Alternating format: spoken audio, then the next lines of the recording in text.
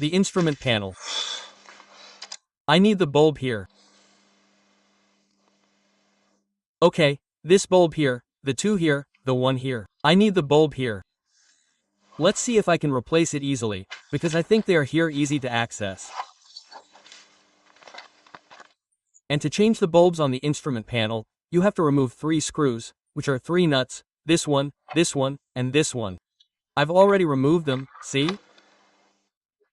And here we have behind where all the bulb holders are. Mine was the one in the center that I took out, okay? I took it out here, I turned it on and to check it. And sure enough, this one doesn't turn on, see? They all light up except that one. So I'm going to change this little bulb. Okay, well, the bulb is changed. Now I turn the key, I turn the lights on and now it lights up. So that's it, ready, I put it in the little hole and that's it.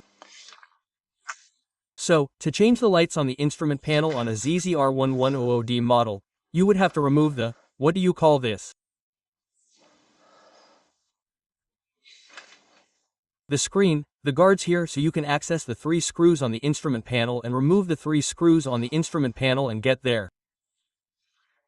Okay, that would be the story.